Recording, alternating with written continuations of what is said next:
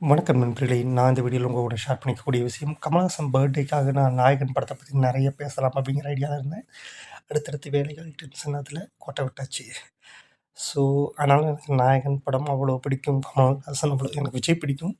But நான் கொண்டாடக்கூடிய திரைக்கலைஞன் அப்படின்னு சொன்னா கமலஹாசன் சொல்லலாம். அந்த வகையில நாயகன் படம் எனக்கு ரொம்ப பிடிக்கும். கமலஹாசன் படத்தில 50% எல்லாருக்குமே பிடிச்ச படங்களா தான் இருக்கும். நாயகன் இன்னமும் மனசுக்கு நெருக்கமான படம் அப்படிங்கிறதுனால, அத பத்தி பேசலாம்னு நெனைக்கிறேன். நெறைய பேசணும்னு நெனச்சிட்டு இருந்தேன். பட் இப்போ அதுக்கான டைம் போயிடுச்சு. இன்னொரு தடவ நாயகன் பத்தி நெறைய பேசலாம். ஆனா இந்த படத்தில நான் இந்த ஒரு பர்ட்டிகுலர் சீன் மட்டும் நான் பேசணும்னு ஆசைப்படுறேன். ஏன்னா தமிழ் சினிமாவுக்குன்னு சில மரபுகள் இருந்துச்சு. அத்தன மரபுகளையும் உடைச்சிட்டு அந்த சீன் இருக்கும். கிட்டத்தட்ட வெறும் 2 நிமிஷம் மட்டுமே ஓடியிருக்கக்கூடிய சீன் என் புத்திக்குள்ள நிறைஞ்சிருக்கக்கூடிய ஒரு காட்சியா தான் இருக்கு அந்த படம். கமலஹாசன் விபச்சார விடுதிக்கு போவாரு. ஹீரோ. பொதுவா ஹீரோக்கள் விபச்சார விடுதிக்கு போனான்னா, எதுவுமே பண்ண மாட்டாங்க அப்படிங்கிற மாரியான காட்சி அமைப்புகள் தான் இருக்கும். ஆனா, இங்க கமலஹாசன் போனவுடனே நீட்டா ட்ரெஸ் எல்லாம் கழட்டிட்டு வேலைக்கு தயாராகிடுவாரு. இன்னொரு விஷயம், விபச்சார விடுதியில இருக்கக்கூடிய பொண்ணு தான் ஹீரோயின். பொதுவா ஹீரோயின் அப்படின்னாலே தமிழ் சினிமாக்கள பொறுத்தவரைக்கும் கற்புள்ளவர்களா இருக்கணும். கல்யாணமே ஆயிருந்துச்சுனாலும் சரி, இன்னொருத்தர் கூட ஹீரோ கூட சேர போறாங்க அப்படிங்கிற பட்சத்தில அவங்க கற்புள்ளவர்களா தான் இருப்பாங்க. விபச்சார விடுதியில இருந்தாலும் சரி, ஏதாவது ஒரு பிரச்சனையின் காரணமாக அவங்களுக்கு எந்த ஒரு துயரமும் நடந்திருக்காது அப்படிங்கிற மாரியான காட்சிகள், தம்பதிகள் தான் இருக்கும். நீங்க கவனிச்சு பார்த்தீங்கனாலே தெரியும். ஏன்னா, இவங்க வந்து புனிதமானவர்கள். கற்பு தான் புனிதம். ஹீரோயின்னா அப்படித்தான் இருக்கணும் அப்படிங்கிற மாரியான காட்சி அமைப்பு இருக்கும். ஆனா, அதையும் இந்த படத்தில உடைச்சிருப்பாங்க. ஹீரோ சட்டை கழட்டி போச்சுட்டு இருக்கும்போது, ஹீரோயினோட சவுண்ட் மட்டும் தான் கேட்கும். சரண்யா ஹீரோயினா பண்ணியிருப்பாங்க. "என்ன சீக்கிரமா விட்டுறீங்களா?" அப்படின்னு கேட்பாங்க. ஹீரோ அந்த சமயத்தில என்ன பதில் சொல்லுவாருன்னா, "ஏன்? வெளில போய் நெறைய சம்பாதிக்கணுமா?" அப்படின்னு சர்காஸ்டிக்கா கேட்பாரு.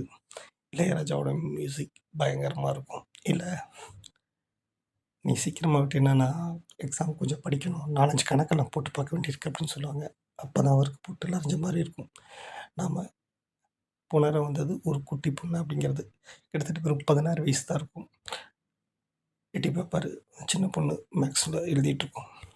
ஐயோ! அப்படிங்கிற மாரியான ஒரு எண்ணம் இருக்கும். அதிகப்படியான டயலாக் இருக்காது. என்ன படிக்கிற? எஸ்எஸ்சி. இப்போ வந்து அது வந்து 11த் முன்னாடி வந்து நார்த் சைட்ல வந்து எஸ்எஸ்சின்னு சொல்லுவாங்க. 10த் முடிச்சுட்டு எஸ்எஸ்சி படிச்சுட்டு அப்படியே நேரா காலேஜ் போயிடலாம். இங்க வந்து பியூசி அப்படின்னு ஒண்ணு இருந்துச்சு. 10த் முடிச்சோனே +1க்கு பதிலா பியூசி பண்ணிட்டு அப்புறம் அப்படியே காலேஜ் போயிடுவாங்க. அந்த மாரி இருந்துச்சு. இப்ப தான் +1, +2 அப்படிங்கிற மாரியான விஷயங்கள்லாம் வந்திருக்கு. ஸோ, ரொம்ப இதுவரைக்கும், அதுவரைக்கும், அதுக்கப்புறமாவும் கிளிஷேவான நெறைய காட்சிகள் இந்த மாரியான வந்தாலும், இந்த படத்தில அவ்வளோத்தையும் உடைச்சிருப்பாங்க. அவளுக்கு பெருசாலாம் எதுவுமே தோணாது. அவள பொறுத்தவரைக்கும் விபச்சார விடுதியில இருக்கிறது அப்படிங்கிறது ஒரு வேலை அவ்வளோதான். சீக்கிரமா முடிஞ்சிச்சுன்னா நம்ம போய் படிப்போம். ஸோ, அவளுக்கு கற்பு அப்படிங்கிற விஷயங்கள பத்தின எந்த கவலைகளும் இருக்காது. அடுத்த காட்சியிலேயே "நீ ஒரு காதல் சங்கீதம்" பாட்டு ஆரம்பிக்கும். விஜய் கமலஹாசன் கல்யாணம் பண்ணியிருப்பாரு. ஸோ, இங்க கற்பு அப்படிங்கிறதெல்லாம் புத்திக்குள்ள இருக்கக்கூடிய விஷயங்கள். காலுக்கு நடுவுல கிடையாது அப்படிங்கிறத மணிரத்னம், கமலஹாசன், இளையராஜா 3 பேரும் சேர்ந்து 2 நிமிஷத்தில பேசி முடிச்சிருப்பாங்க. வாய்ப்பு இருந்தா படம் பார்க்கும்போது திரும்ப அந்த சீன பாருங்க.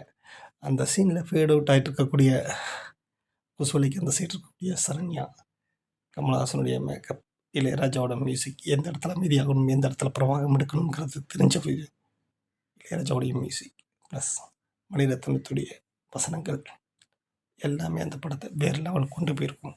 ரிலீஸ் ஆகியிருக்கக்கூடிய இந்த படத்த பாருங்க. பிடிச்சிருந்துச்சுன்னா என் கூட திரும்பவும் ஷேர் பண்ணுங்க. நன்றி.